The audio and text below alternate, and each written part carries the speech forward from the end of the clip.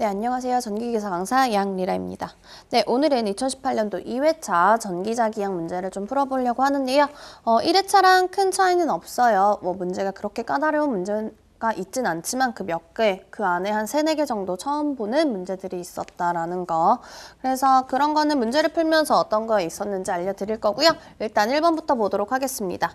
1번 봤더니 매질 1에 비유전율의 값이 500이고요. 매질 2의 비유전율의 값은 1000이래요. 매질 2에서 경계면에 대하여 45도의 각도로 자개가 입사한 경우 매질 1에서 경계면과 자개의 각도에 가장 가까운 것은 이라고 되어 있죠. 그러면 지금 여기에서 딱 보고 우리가 캐치해야 될 건 뭐예요? 경계면이다 라는 거. 경계면이다 보시고 경계면에 관련된 식이 뭐 있지? 라고 생각을 하셔야 되는 거죠. 그러면 우리가 경계면 생각을 했을 때 생각을 하는 게 경계면의 조건이다 라는 거죠. 경계면 조건을 좀 생각을 해 주셔야 돼요. 지금은 얘는 자개에 관련된 거니까 경계면 조건이 뮤1분의 뮤2라는 애는 탄젠트 세타 1분의 탄젠트 세타 2의 값이 되더라 라는 거. 이 식이 되는 거죠. 여기에 맞춰서 식 대입만 해주시면 되는데요. 지금 뮤1이라는 애는 원래 500 곱하기 뮤0지만 여기 뮤0 어차피 약분될 거기 때문에 굳이 사용 안 하셔도 되고요. 그냥 500 넣으시면 되고요. 500분의 1000이고요. 그리고 세타를 주어진 걸 보면 지금 탄젠트 지금 45도의 각도로 자기가 입사했다라고 되어 있죠. 그러니까 그때 세타 1의 값은 45도의 값이 되는 거고요.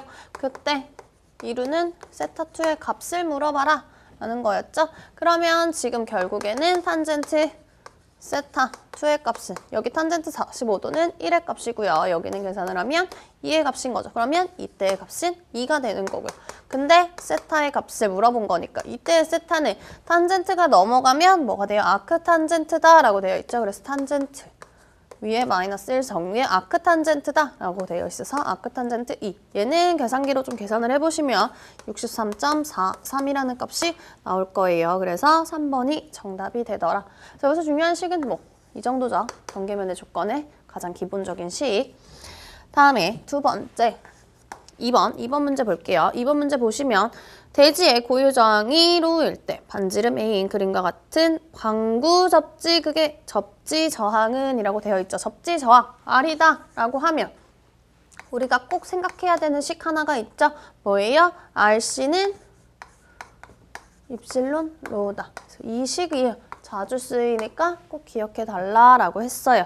그래서 얘도 사실 이걸로 구해야 된다라는 거죠. 그러면 R은 물어봤으니까 R은 C분의 입실론 로우예요. 그럼 우리는 구해야 되는 게 이 C네요. C가 뭘 구해야 돼요? 정전 용량인데요. 지금 반구다라고 되어 있죠. 그러면 구도체의 정전 용량은 4파이 입실론 R이거든요. 근데 이거는 9고요. 내가 필요한 건 반구니까 반구의 값은 2분의 1만 해주시면 되죠. 그러니까 그때의 값은 2파이 입실론 R이 되더라. 그래서 얘를 여기에 대입만 해주시면 되는 거죠. 얘 대입을 해보면 2파이 입실론 R분의 입실론 로우가 되는 거니까 얘 약분하면 2파이 R분의 로우가 되더라. 그래서 정답을 찾아보시면 지금 반지름이 A다라고 주어졌으니까 이 문자만 A로 바꿔주시면 돼요. 그러면 이거랑 똑같은 거 2번의 정답이죠. 그래서 2번이 답이 되더라. 다음에 3번 볼게요. 3번 보시면 히스테리시스 곡선에서 히스테리시스 손실에 해당되는 것은 이라는 거. 그러면 우리가 알고 있어야 되는 건 히스테리시스 곡선에 대해 좀 알고 있어야 된다라는 거죠. 우리가 히스테리시스 곡선을 다른 말로 BH 곡선이다 라고 하죠. 그래서 여기의 값이 B, 여기의 값이 H의 값이 되더라. 그래서 그래프를 그려보면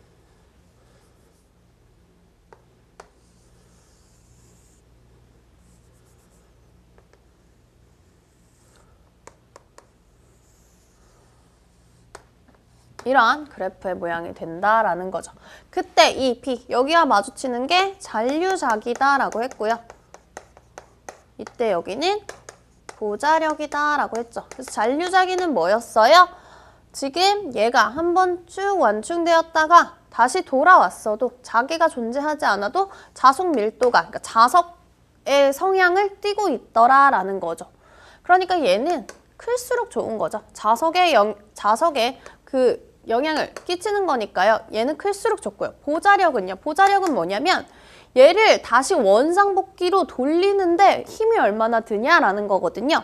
얘가 지금 여기에 있단 말이에요. 다시 일로 올려면 원래대로 돌리려면 이만큼의 힘이 필요하다라는 거거든요. 그러면 그때의 힘은 당연히 적을수록 좋은 거죠. 그래서 보자력은 적을수록 좋고요. 잔류자기는 클수록 좋다라는 거. 그리고 하나 더, 이때 이 면적이 의미하는 바가 히스테리시스의 열 손실에 의한 값이다라는 거. 그럼 얘는 면적이라는 애는요. 손실이기 때문에 면적도 작으면 좋다라는 거죠.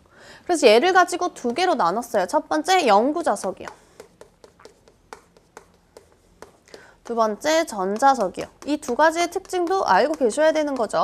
영구자석은 뭐였어요? 영구자석은 결국에는 잔류자기, 보자력, 면적 다 큰 거예요. 잔류자기도 크고요.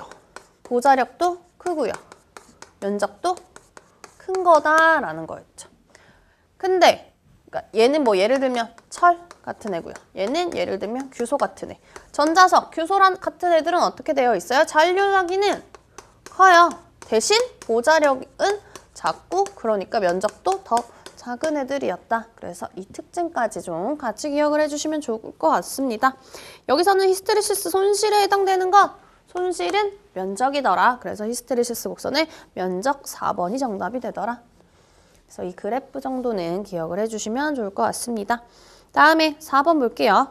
다음 기억 니은에 대한 법칙으로 알맞은 것인 이라고 되어 있고 전자유도에 의하여 회로에 발생되는 기전력은 쇠교자석수의 시간에 대한 감소 비율에 비례한다는 기억의 식에 따르고 특히 유도기전력의 방향은 니은에 따른다.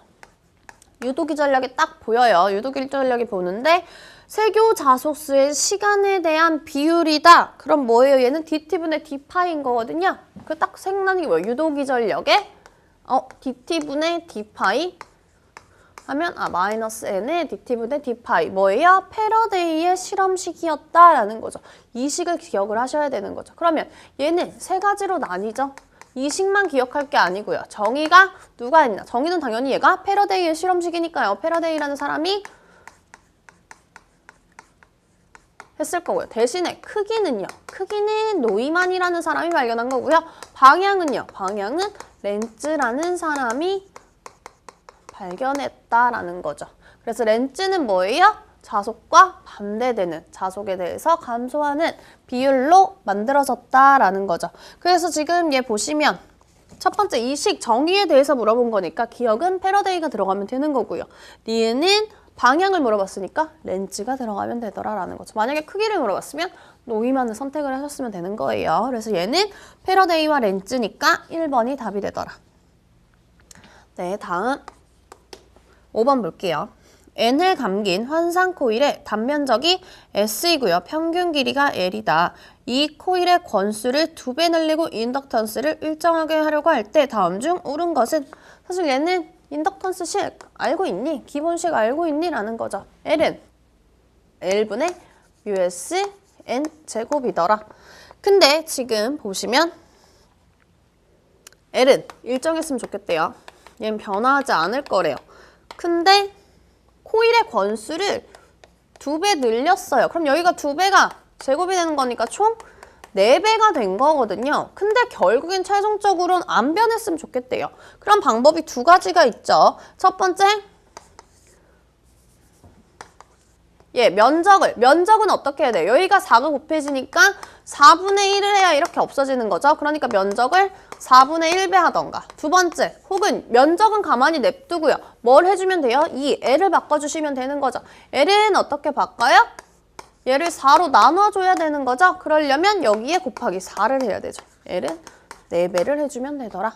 그래서 이거에 맞춰서 찾아보시면 2번의 정답이 있는 거죠. 둘 중에 어떤 거든 답이 될 수 있어요. 그래서 얘는 뭐 이 기본적인 식 정도까지 이것만 알고 계시면 될 것 같습니다.